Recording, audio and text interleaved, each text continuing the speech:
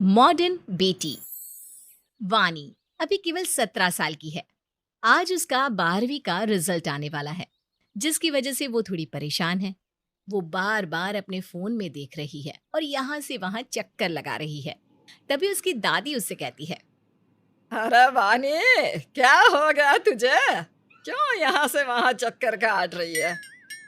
दादी जी, आज मेरा 12वीं का रिजल्ट आने वाला है। अगर मेरे नंबर कम आए तो मुझे अच्छी कॉलेज में एडमिशन नहीं मिलेगा। ओह ओह, आज के जमाने में न जाने कौन कौन सी पढ़ाई होती है। हमारे जमाने में ना होता था ये सब। चूल्हा चौका करो और बच्चे संभालो, बस इसी में हमारी जिंदगी गुजर गई। तभी वानी के फोन पर एक नोटिफिकेशन आया। उसने अपना रिजल्ट देखा और वो जोर से चिल्लाने लगी, माँ, माँ देखो मेरा रिजल्ट आ गया। बहुत अच्छे नंबर आए मेरे। वानी की आवाज सुनकर उसकी माँ मीरा किचन से बाहर आकर कहने लगी, अब चीखती चिल्लाती रहेगी या फिर बताएगी भी कितने प्रतिशत नंबर आए हैं तेरे? माँ मेरे 98% मार्क्स आए हैं। वाह, ये तो बहुत अच्छी बात है बेटा। तूने हमारा नाम रोशन कर दिया। माँ, अब मुझे आसानी से किसी भी अच्छी कॉलेज में एडमिशन मिल सकता है। जब पापा सुनेंगे तो कितना खुश होंगे ना। वानी की बात सुनकर मीरा के चेहरे से मुस्कुराहट गायब हो गई। शाम को वानी के पिता सुरेश घर पर आए। वानी ने खुश होकर अपने पिता को अपना रिजल्ट बताया तो उसके पिता ने कहा, बेटे ये तो बहुत अच्छी बात है, लेकिन तू ना ये कॉलेज वॉलेज का बोझ सर से उतार दे। तुझे जितना पढ़ना था पढ़ ली, अब घर गृहस्थी संभालना सीख जा। लेकिन पापा क्यों? मेरी सारी सहेली आगे पढ़ेंगी तो मैं क्यों नहीं पढ़ सकती?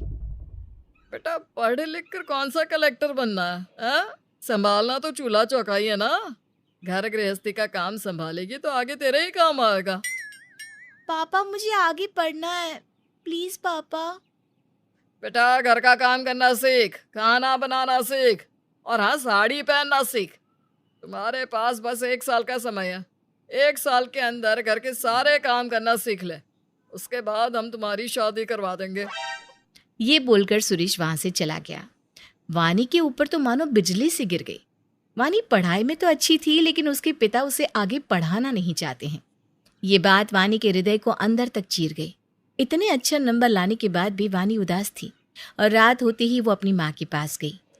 माँ, आपने सुना पापा ने क्या बोला? हाँ, पापा को समझाओ ना, ऐसा क्यों बोल रहे हैं? इतनी जल्दी शादी नहीं करनी मुझे। बेटा, लड़कियों का नसीब ही ऐसा होता है। हमें सर झुकाकर सारे फैसले मानने ही पड़ते हैं। पहले पिता की सुनो, फिर भाई की, फिर पति की और आखिर में बेटे की। हमारी अपनी कोई मर्जी नहीं होती बेटा। लेकिन क्यों माँ? क्यों हम अपनी मर्जी से कुछ नहीं कर सकते? बेटा, इस क्यों का जवाब तो मेरे पास नहीं है। अब तू अपने कमरे में जाकर सो जा। अगर तेरे पिता उठ गए तो हम दोनों को डांट पड़ जाएगी। मीरा और वानी सोने के लिए चले गए। अगली सुबह सुरेश तैयार होकर काम पर जाने लगा। तभी उसने अपनी पत्नी से कहा, मीरा, वानी सो रही है क्या अभी तक? हाँ जी, वो सो रही है। टाइम देखा है तुमने? अभी भी सो रही है। अब इसको थोड़ा घर संभालना भी सिखाओ। कल से मेरे उठने से पहले वानी उठ जानी चाहिए। जी, वो मैं ये कह रही थी, वो आगे पढ़ना चाहती है। आप किसी कॉलेज में उसका एडमिशन क्यों नहीं करा देती? उसके ससुराल वाले उसकी डिग्रियां देखकर खुश नहीं होने वाले, बल्कि ये देखकर खुश होंगे कि उसे रोटी गोल बनानी आती है या नहीं। इसलिए तुम उसे खाना बनाना सिखाओ। मैं वानी का बाप हूँ, तुमसे बेहतर समझता हूँ कि उसके लिए क्या सही है और क्या गलत। ये बोलकर सुरेश चला गया। अब मीरा वानी को उठाने गई, लेकिन वानी तो पहले से ही उठी हुई थी। अरे वानी बेटा, तुम तो पहले से ही उठी हुई हो, बाहर क्यों नहीं आई फिर? मैं सोई कहाँ थी जो उठ जाती? क्या तुम पूरी रात सोई नहीं बेटा? हाँ माँ, और मैंने पापा की सारी बातें भी सुन ली। मीरा को ये जानकर बुरा लगा कि अपने पिता की कठोर बातें सुनकर वानी के मन को कितनी ठेस लगी है, लेकिन अपने पति की बात काट भी तो नहीं सकती थी। इसलिए उसने अपने दिल पर पत्थर रखकर वानी से कहा, अब चल बेटा, मेरे साथ किचन में काम कर, नहीं तो शाम को तेरे पापा आकर फिर कुछ न कुछ सुनाएंगे। वानी अपनी माँ को हैरानी से देखने लगी और फिर उसके पीछे पीछे किचन में चल दी। आज से पहले वानी किचन में कभी नहीं गई थी, तो उसे पता भी नहीं था कि किचन में कौन सा सामान कहाँ रखा जाता है। तभी उसकी माँ ने उससे कहा, वानी देख, सब्जी ना ऐसे बनाती हैं। अच्छा वो गरम मसाले की शीशी तो पकड़ाना। वानी ध्यान से अलमारी की तरफ देखने लगी। मीरा ने फिर से कहा, वानी इतना ध्यान से क्या देख रही है बेटा? अरे माँ, इसमें कौन सी है गरम मसाले की शीशी? वो सीधे हाथ से तीसरे नंबर की शीशी।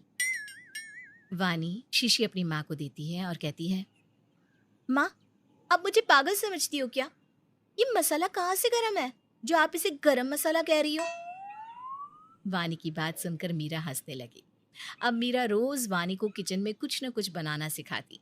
एक दिन मीरा ने वानी से कहा, वानी देखो, मैं तुम्हारे लिए कितनी अच्छी साड़ी लेकर आई हूँ।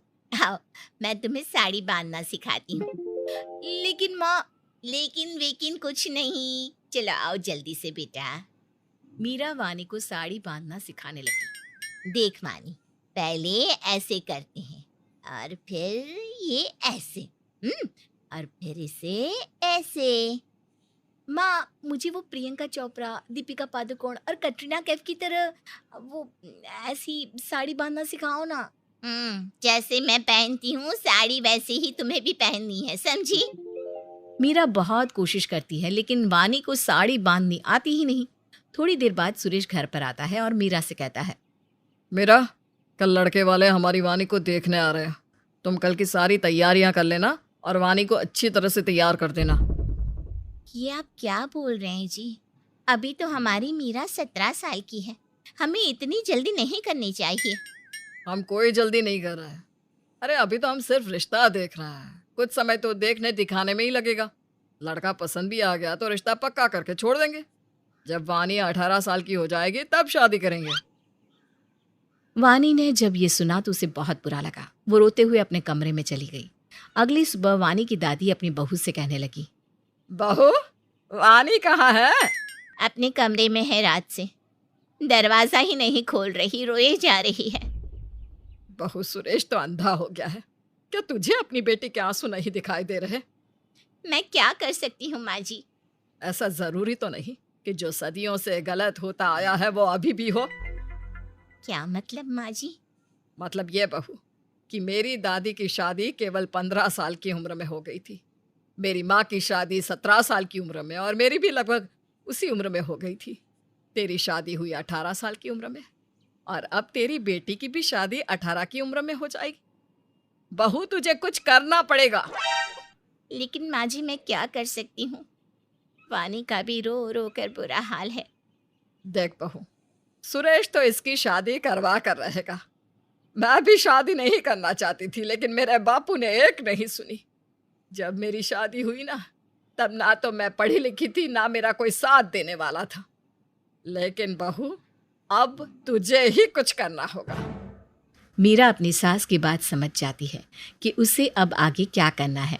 वो वानी के कमरे में जाकर कहती है, वानी बेटा, लड़के वाले आते ही होंगे, तैयार हो जाओ फटाफट। माँ, मेरी उम्र की लड़कियां पढ़ रही हैं, लेकिन पापा और आप मेरे लिए लड़की ढूंढ रहे हो। बेटा, लड़का देखने आया है, शादी थोड़े ही करवा रहे हैं तेरी उससे। माँ, पापा को समझाओ ना, मुझे शादी नहीं करनी, पढ़ना है अभी, प्लीज माँ। वानी, पहले अपने आंसू पोंछ बेटा, और एक बात का ध्यान रख, अब तू नहीं रोएगी। तू पढ़ना चाहती है ना, तू ज़रूर पढ़ेगी। मैं तेरा एडमिशन बहुत अच्छे कॉलेज में करवाऊंगी, लेकिन जैसा मैं कहती हूँ तू वैसा ही कर। वानी अपनी माँ की बात मानकर तैयार हो जाती है। लड़के वालों का आने का समय हो जाता है। सुरेश लड़के वालों की स्वागत की तैयारी में लगा होता है, लेकिन वानी के मन में यही दुविधा है कि उसकी माँ उसका साथ देगी भी या नहीं। मेरा लड़के वाले किसी भी समय आते होंगे। तुमने खाना बना तो लिया है ना? और हाँ, मैं गुप्ता जी के यहाँ से समोसे और कचौड़ी लाया था, उसे भी प्लेट में रख के दे देना। जी हाँ, मैंने कर ली है सारी तैयारी। आप बार बार क्यों बोल रहे हो? अरे बहू, बावला हो गया है ये। ऐसे उतावला हो रहा है मानो इसको ही देखने आ रहे हैं। अरे माँ, लड़का बहुत अच्छा है। मैं नहीं चाहता कि वो किसी भी वजह से मना करें। इतने में लड़के वाले आ जाते हैं। सभी आपस में बैठकर बातें करते हैं। सभी को वानी बहुत पसंद आती है।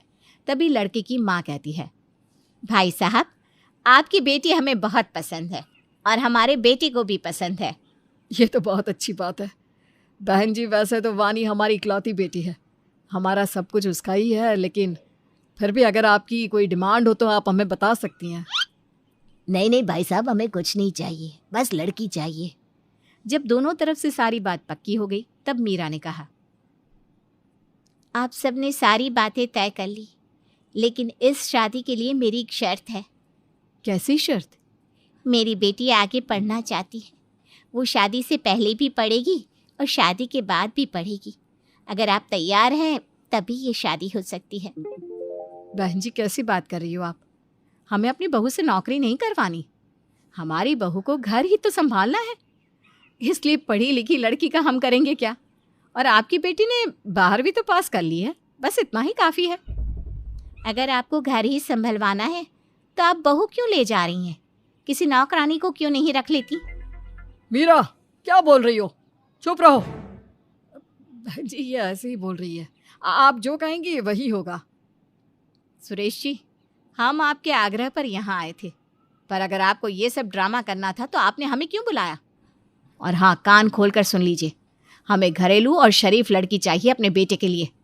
पढ़ी लिखी लड़कियों के नखरे नहीं उठा सकते हम। लड़के वाले वहाँ से चले जाते हैं। सुरेश गुस्से से अपनी पत्नी से कहता है, मीरा, पागल हो गई हो क्या? ये क्या पढ़ाई का भूत तुम्हारे और तुम्हारी बेटी के सर पर चढ़कर बोल रहा है? तुमने अपनी जिंदगी ऐसे ही गुजार दी। तुम क्या पढ़ी लिखी थी? मैं पढ़ी लिखी नहीं थी, तभी मैंने अपनी सारी जिंदगी आपकी सेवा में गुजार दी और आपके गलत फैसलों के खिलाफ कभी आवाज़ नहीं उठाई। लेकिन मेरी बेटी ऐसा नहीं करेगी। वो अपने पति के पीछे नहीं बल्कि उसके कंधे से कंधा मिलाकर चलेगी। सुरेश और मीरा में कहासुनी शुरू हो गई। सुरेश ये देखकर हैरान था कि जिस पत्नी ने उससे कभी ऊंची आवाज में बात नहीं की, वो उसकी हर बात का जवाब दे रही है। अगले दिन मीरा अपनी बेटी को लेकर कॉलेज जाती है, लेकिन कॉलेज की फीस बहुत ज़्यादा होती है। माँ, अब क्या करेंगे? यहाँ की फ़ीस तो बहुत ज़्यादा है। पापा तो हमें 1 रुपया भी नहीं देंगे और हमें 2 दिन के अंदर ही फ़ीस जमा करवानी होगी। तू चिंता मत कर बेटा, मैं कुछ करती हूँ। मीरा अपनी बेटी को लेकर घर आ जाती है और पूरा दिन सोचती है कि पैसों का इंतज़ाम कैसे करे। फिर वो अपने सोने के कंगन बेच देती है और अपनी बेटी की कॉलेज की फ़ीस का इंतज़ाम करती है। ये ले वानी, तेरे कॉलेज की फ़ीस। तू कल ही इसे जमा करा देना और तुझे जो कुछ भी चाहिए ना, मुझसे कह देना। माँ, इतने रुपए आपके पास कहाँ से आए? अरे तू आम खाना, पेड़ मत गिन। वानी अपनी माँ का हाथ पकड़कर कहती है, बताओ ना माँ, मैं भी जानना चाहती हूँ कि ये आम किस पेड़ से आए हैं। वानी अपनी माँ से पूछ ही रही थी, तभी उसके पिता आ जाते हैं। वानी अपनी माँ का हाथ छोड़कर वहाँ से चली जाती है। मीरा, तुम्हारी वजह से इतना अच्छा रिश्ता हाथ से चला जाता। बड़ी मुश्किल से मनाया है मैंने लड़के वालों को। आपने लड़के वालों को चाहे जितनी भी मुश्किल से मनाया हो, लेकिन मेरी शर्त यही है कि मेरी बेटी आगे पढ़ेगी। मीरा, तुम फिर से बहस कर रही हो? वो दोनों दोबारा से बहस करना शुरू कर देते हैं। तभी वहाँ दादी आकर उनकी लड़ाई शांत करवाती है। अगली सुबह वानी तैयार होकर कॉलेज के लिए निकल रही थी, तभी सुरेश उसे टोकते हुए कहता है, कहाँ जा रही हो वानी? पापा, मैं वानी कॉलेज जा रही है। क्या? मेरे मना करने के बाद भी तुमने कॉलेज में एडमिशन ले लिया? तुम दोनों माँ बेटे की हिम्मत कैसे हुई मेरे फैसले के खिलाफ जाने की? क्योंकि इस बार मैं सही हूँ और मेरी बेटी के लिए क्या सही है क्या गलत, ये मैं आपसे ज्यादा अच्छी तरह से समझती हूँ। सुरेश गुस्से में अपनी पत्नी पर हाथ उठा देता है। मीरा रोते हुए कहती है, बस इसीलिए पढ़ाना चाहती हूँ मैं अपनी बेटी को कि आपकी तरह उसका पति उस पर हाथ न उठा सके, और अगर हाथ उठाए तो वो उसका जवाब दे सके। मीरा की इस बात ने सुरेश की अंतरात्मा पर प्रहार किया, लेकिन उसके अहम की पट्टी उसके दिल पर ऐसी बंधी थी। उसने वानी को ले जाकर कमरे में बंद कर दिया। तभी दादी वहां आ गई और सुरेश से कहने लगी, अपनी बीवी और बेटी पर हाथ उठाकर बहुत बहादुरी का काम कर रहा है ना बेटा? हिम्मत है तो मुझ पर हाथ उठाकर दिखा। माँ, आप बीच में मत बोलो। क्यों बीच में ना बोलूं? तेरे जो मन में आएगा तू वही करेगा। ऐसा नहीं होने दूंगी मैं। दादी जाकर वानी को कमरे से बाहर निकालती है और उसे कॉलेज भेज देती है। इस घटना के बाद सुरेश को अपनी बेटी की शादी जल्द से जल्द करनी है। बस वो इंतजार करने लगा कि वानी कब 18 साल की हो और वो कब उसके हाथ पीले कर सके। एक दिन वानी की किताबें नहीं मिल रही थी। माँ मेरी किताबें कहाँ है? वहीं होगी बिटिया। यहाँ नहीं है माँ, पता नहीं कहाँ चली गई। वानी और मीरा ने पूरे घर में किताबें तलाश की, लेकिन उन्हें कहीं किताबें नहीं मिली। मीरा को ये समझते हुए देर नहीं लगी कि ये किताबें सुरेश ने ही गायब की हैं। कुछ महीनों बाद वानी 18 की हो गई और उसके पिता ने उसकी शादी की तारीख तय कर दी। मेरा ये लो रुपया, अपने बेटे के लिए शादी का जोड़ा और जो भी सामान की ज़रूरत हो वो ले आना। वानी की शादी तय हो गई है इस महीने की 25 तारीख को। क्या आपने हमसे पूछे बिना ही वानी की शादी तय कर दी? तुमसे पूछता तो तुम मना ही करती, और तुम्हारी बेटी ड्रामा करती वो अलग से। और हाँ, कान खोल कर सुन लो, अगर तुम दोनों माँ बेटी ने अब कोई ड्रामा किया तो मुझसे बुरा कोई नहीं होगा। समाज के सामने मेरी गर्दन नीची हो, मैं यह हरगिज बर्दाश्त नहीं करूँगा। मीरा समझ गई कि सुरेश अब उसकी कोई बात नहीं सुनने वाला। वानी भी अपने पिता के इस फैसले से पूरी तरह से हिल गई थी। धीरे धीरे शादी का दिन करीब आ रहा था। वानी अपना संयम खोती जा रही थी। सभी सुरेश को समझाने में लगे थे, लेकिन सुरेश किसी की बात समझने के लिए तैयार ही नहीं था और आखिर शादी का दिन भी आ गया। माँ, मैं ये शादी हरगिज नहीं करूँगी, चाहे मुझे इसके लिए कुछ भी करना पड़े। तेरे पापा किसी कीमत पर नहीं मानेंगे। कितने दिनों से उन्हें समझा रहे हैं, तब उन्होंने हमारी बात नहीं सुनी। तो अब तो बारात दरवाजे पर खड़ी है, अब क्या सुनेंगे? माँ कुछ करो, कल से मेरे फाइनल एग्ज़ाम शुरू हो रहे हैं और मैं ये शादी करके अपनी ज़िंदगी बर्बाद नहीं करना चाहती। मीरा एक सूटकेस निकालती है और थोड़ी देर बाद बाहर चली जाती है। जैसे ही मीरा बाहर जाती है वैसे ही पंडित जी कहते हैं, कन्या को बुलाइए, शुभ मुहूर्त बिता जा रहा है। मीरा, वानी को लेकर आओ। मीरा अपनी जगह से नहीं हिलती। मीरा, सुना नहीं तुमने? वानी को लेकर आओ। जब सुरेश के बार बार कहने पर भी मीरा नहीं जाती तो सुरेश खुद ही कमरे में चला जाता है, लेकिन कमरे में वानी नहीं होती। सुरेश को समझते हुए देर नहीं लगती कि वानी घर छोड़कर भाग गई है। वो गुस्से से अपनी पत्नी से पूछता है, मीरा, शराफत से बता दो वानी कहाँ है? वानी कहाँ है मीरा? दरवाजे